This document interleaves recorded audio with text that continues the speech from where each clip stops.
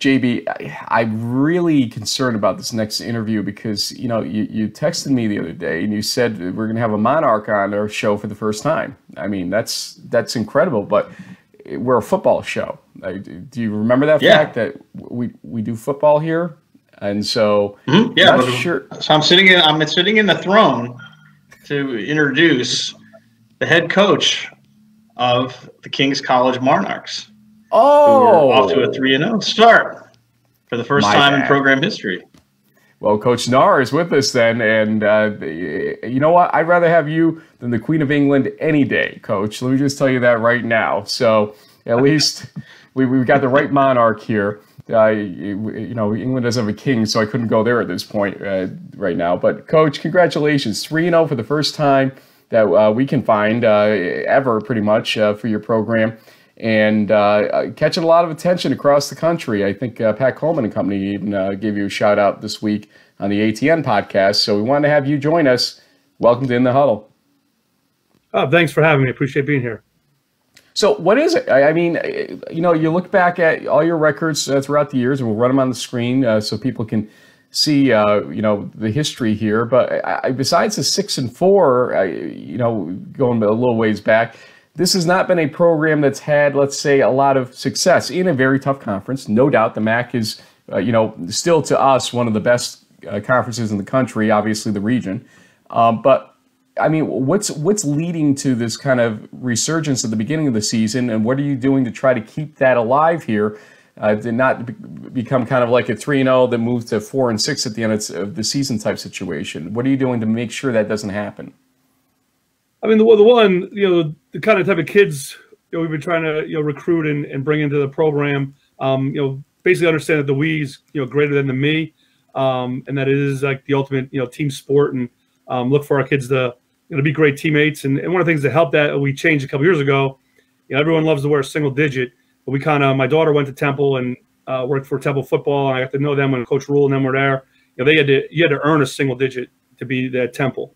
And the kids that wore the single digit for Temple, people knew then, they were great teammates, great players, great people on campus, and also solid students. So we adopted that model, here, where our kids, if they earn a single digit, we have a sticker for the linemen that they wear, and they wear a single digit in practice because they obviously can't wear it in a game. But people that know that they're the leaders of our team, and so they kind of, help reinforce and develop, leadership here to hold kids accountable. Because when I was at Muhlenberg and worked for Coach Donnelly, and he'd always say, listen, we could be very good if our kids, follow our lead.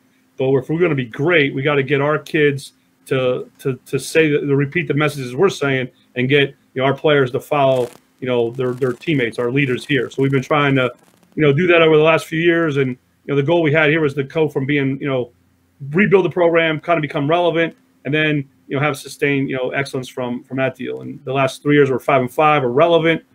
A play away, a game away here and there. And now, so far this year, we've done everything a little bit better, I guess, or play a little better, or the ball bounces a little bit our way, and we're off to a really good start. Well, first off, Coach, thank you for making me look good when I picked you guys to beat Lyco, and Frank didn't catch on, didn't go the right way. So I got an extra win in our picks show thanks to you guys. But when you're talking about sort of changing the culture, one of the things that I think we see sometimes with programs is just learning to overcome some of the adversity that comes across in games, and so you're not in one of those, oh no, here we go again. So a perfect instance, you guys have a lead on the Warriors. They midway through the third quarter, one play, 76-yard touchdown drive to make it a 3-point game. What did you say to your kids on the sideline so that there wasn't that, uh-oh type of feeling that things could potentially be slipping away and help you, close out the game, which you did and won 19-13? The one is like we've talked like in the past, because like last year we were 5-5, we kind of actually felt we overachieved because we were so young. So a lot of those kids had experience, so they've been in there, and we always constantly talk about the thing you bring to the next game. The only thing is the experience from the past games you played in those situations and how'd you respond and react to those situations. And then that 76-yard touchdown, that was our fault. Like we didn't check we didn't check out of the coverage that we should have been in. We put ourselves in a really bad spot, and credit Lyco, they executed right there. So we just told our kids, hey, listen, we didn't communicate well, we messed up, if we don't, just go back to make sure we're dotting the I's, crossing the T's, and then we'll be fine. And because our kids have been, they're a little more veteran, they played around, they kind of know that, believe that, and realize, this was on us, and then they didn't have that sense of panic. So up next, we kind of call it a little bit of a gauntlet moment going into the MAC here a little bit deeper at Misericordia.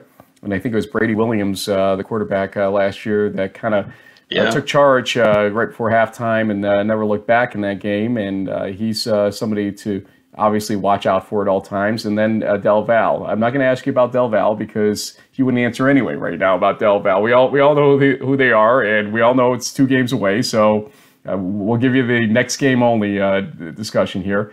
Misericordia, scrappy team in terms of just finding ways to win. 4 overtimes against Sleb Val Saturday. This is not the first time they've won a close game and stayed in games. Not the first time that they've taken people's low opinion of them and said, we're going to show you we're a lot better than that. How do you beat this team? How do you make sure that they don't come back at you, and how do you rectify what happened last season? Well, the big thing, here you go as your quarterback goes. And then, when I was at Muhlenberg and learning with Coach Donnelly, the thing you want to look for in a quarterback is, do they have leadership? But more importantly, is his teammates willing to follow him? And the thing you can see right away, which separates the good quarterbacks from the great ones, is like the team believes. And last year and this year, Misericordia believes that they find a way to get the football in his hands, number 10's hands, that he's going to find a way to get them a win. So for us, we got to try to do the best we can to contain 10, because he's dynamic. I mean, he's the reigning offensive player of the year. He can run really well. He throws a really good ball. And then they have good supporting cast. They have both the receivers back who are all conference kids. A bunch of their linemen back. They did graduate a couple. The running back is back, and he's probably the best running back they've had. So you can't just say we're going to take 10 away, because 34 could hurt you in the run game as well. So our kids just got to basically be assignment football, because they do a lot of with the read stuff with the quarterback. They're trying to get you to overplay one thing or the other, and he's really good at reading it. So we got to just kind of play within our scheme. And we always talk to our kids about all you could do is your 111. And last year, some of our kids tried, to do, 211s, and you can't. And when you do that, you're pressing, you spire, control, and a kid, as talented as Brady is, makes you pay. And he made us pay, dearly last year. Well, speaking of numbers, Coach, you guys have a number 17, Tyler Moore, a sophomore quarterback who played in 4 games for you last year. We mentioned he had a young squad, and so now he's leading your offense, and seems like he's doing a pretty good job of it so far. Yeah, with him coming in, the thing we really impressed, you don't know till you kind of put him in the fray, was like his ability to check things and get us into the right play. He's a calm, demeanor kid, which is a positive as a quarterback, but sometimes you still need a little fire.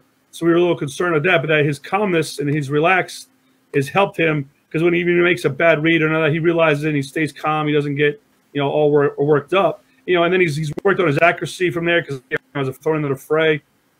And it was only like 40-some% completion, which obviously is, not going to get it done. But, he started his first game of the year of his career starting 70%, 60 some, from there. So he's off to a really good start of distributing the football to amongst our receivers, just being calm and understands our offense really, really well. And we're just impressed with some of the intangibles, to run the offense and keep the chains moving that he's been able to do with the limited experience that he has. So I want to go back. You've mentioned him a couple times. We watched the CBS Sports Network documentary on his last days, essentially, Coach Donnelly from Muhlenberg. And he was a special guy, Duke, as they called him. I crossed his path when I used to call games for Union College. Probably crossed yours as well back then when John Andino was coach. And, John has always said to me that, that was a huge loss to lose Mike Donnelly, especially as early as we did. What did you learn from him in terms of your coaching acumen, what you brought to Kings? You were there for, I think, from 1999 until 2010 when you got named head coach at Kings. What did you learn from him? What do you miss most about him at this point? The thing I learned, the most is like to leave no stone unturned. Like we would, meet with him, and I go over the game plan, and he would just ask these probing, questions. And he always would, in the preseason when he talked to especially young coaches, he wanted their voice and told them that he valued their opinion. But you have an idea, think it through. Don't just fire off something, like try to poke holes all at it, because he was. And then by him, doing that and learning that, you kind of made sure that things you went forward with, you kind of checked everything and, ran the test and thought about it and looked at it. And if this is an idea we're moving forward, you kind of feel like it's an idea that can work, from there. So just his attention, to detail was, it was second to none. And then spend 11 years with him, learned to kind of do that when I came here, and then just how he talked about how, Division III, we want kids that are coming to get an education, we have that burning desire to play college football. Those are the kind of things. And, when I went there and as he was saying, I believed in that same kind of philosophy that he had. So I was able to pretty much take all that, stuff here at Kings, because then it became, stuff that I believed in, is that he taught me, what it is to be a D3 football player. And, that you got to have that balance of the academics and the athletics and all that. We try to apply that, apply those principles, here. But from a, and then he also said, you're never ready to really be a head coach till you are a head coach, and you kind of see things for the first time that you had to handle it. You can all write it down and have an idea. And that was true, because I'd constantly call him and we talk all the time, from there. But just that attention to detail is the thing I learned the most. And what I missed the most is, again, he had a half-hour ride to school. We lived basically like 8 minutes apart in the city of Easton. I have a little over an hour, and at least once a week, if the longest it goes like 10 days without one of us calling on a ride to or from school, and just be able to talk things through all the time. And then every spring we would get together with their staff and talk football and just talk the logistics of running a program and stuff like that. It just he's my ultimate mentor, and just to be able to miss calling him and getting answers to questions or venting, vice versa, that's the stuff I miss the most. Speaking of young coaches, and I guess I'm always the homer here, but as a Hobart College grad, it was interesting to see Coach Milne, take over after the fact, and I imagine he might have been a young assistant coach when you worked there. What have your thoughts been? Have you seen? Have you stayed in touch with Nate? What do you think about the job that he's done so far in his early head coaching career? Oh yeah, we got to know Nate, pretty well when he was at Susquehanna, and then when he went to Muhlenberg, and we still stay in touch. Again, our staff still get together. From there, my offensive coordinator coached at Susquehanna with Nate. So, and then their defensive coordinator, Corey David, he coached here for a year. So yeah, so my ties to Muhlenberg haven't lessened at all. With the unfortunate passing of Duke, and still build that relationship with Nate. I think he's doing a phenomenal job there, and kind of continuing on what Duke had built. That Muhlenberg is a team that to be reckoned with every year in the Centennial, in the conference. And it's been still a great resource to, again, talk football, with them once a year like we do, or answer questions. We scrimmage them, we play them in a JV game. So we still heavily involved with Muhlenberg, and I cheer for them, every Saturday. Last question for you. I want to wrap it back up in terms of looking at Kings, but the fit of Kings in the MAC and how the MAC plays into the entire country or even the region, let's say for now. A lot of people are down on the MAC, and they used to kind of be down on your school as a team that kind of held it back at times for whatever reason, win-loss record or whatever. And Del Val was always sitting there as king, and Albright and like Homing were kind of sitting there, Widener at times, but there were the upper echelon, there was a lower echelon, it felt like, in the MAC going on. Now that things have gotten all mixed up, and schools like Wilkes and Kings right now are sitting atop, and Misericordia is sitting right there too. Now people are trying to say, well, the MAC is obviously down, but these are the same people that said, well, you had echelons going on back when. In your view, and looking at your own 3-0 start right now, how is the MAC? What are some people maybe missing, or even validate some of their arguments if you want to, but what's your view of the MAC and how Kings fits into the MAC, how they fit in before and how they fit in now in terms of competitiveness in that conference? I think, from football, I think it's a great conference. I mean, Pennsylvania's, one of the top 5 states playing high school football. The majority of our teams, all but 2 of them are within the state. You can take road. Everyone pretty much partakes. You get up a Saturday morning, you can get to your opponent. We do an overnight to Stevenson when we go there. So I think from a regional standpoint, it's a great conference from there, and it's an extremely competitive conference. I think the teams are pretty well bunched up a little bit. I mean, Del Val is on a run now where they haven't lost a conference game in a while, but so there's a little gap between them and the rest of us. But the rest of us, everyone's kind of caught each other, and that's that competitiveness that if you don't show up and play on Saturday, you're gonna lose. And I think that makes the strength of a conference when from top to bottom, it's not a huge surprise with the MAC that if somebody wins somebody, beats somebody that maybe the outside world shouldn't think should happen, because again it's the competitiveness is the gap is closed tremendously, that everyone can play and compete with with everyone, and you got to come to play every Saturday. So I think it's a good conference, and for the most part, you look at on the national stage, our champion for the most part is kind of made it to the 3rd round more times than not. So I mean, we're getting to the Elite 8 as our champion, and we've had 2 teams in the field of 32 numerous times. And then last year, I mean, Del Val lost nail biter to Muhlenberg, and where does Muhlenberg go? To the Elite 8, and Hopkins goes to the Final 4. So I think competitively, our conference can compete with there. And then Division 3 is a unique deal. I mean, we're playing Wesley in 2007, and their one coach is telling me that the winner of this, you should see the team we got to play next. I'm like, we don't see guys that you have running around at Wesley in the Centennial Conference, and now you're telling me there's bigger and badder out there, which but until you see it, you just can't put it into perspective. Like, how good is that Wisconsin Conference with 17,000 students, and no Division 2 or 3 schools? So I mean, those even a school that finishes in the bottom there probably could dominate in the East. So you just kind of look at it regionally, and I think in the East, the MAC can compete with anybody in the Empire 8, the Centennial, all the Liberty League, and it has, and it's represented itself well in the NJAC, overall from that deal. And I think here at Kings, I mean, stability. This is a place it's family matters here, and they no one uttered a word when we won 4 games in 3 years. They just trusted and believed in that we were doing the right thing, and saw that we kind of were, and knew it was a process and it takes time, and and then we just work real hard to be competitive. So I think stability helps at this level. I just wanted to coach football for a living. My wife makes more money than me, and I'm perfectly happy with that. She takes care of things at home, and I get to come to work every day. I love this place, and I don't even know where my resume is. And I think that plays a big part in when you can get have a stable staff where the head guy's there a long time. You can build a program and be competitive, and that's and you can see that the Centennial at one point I think had guys that were there 20 years. There was almost the whole conference from there, and in the MAC, the teams that have had success over a long period of time, coaches have been here a while or affiliated with the programs for a while.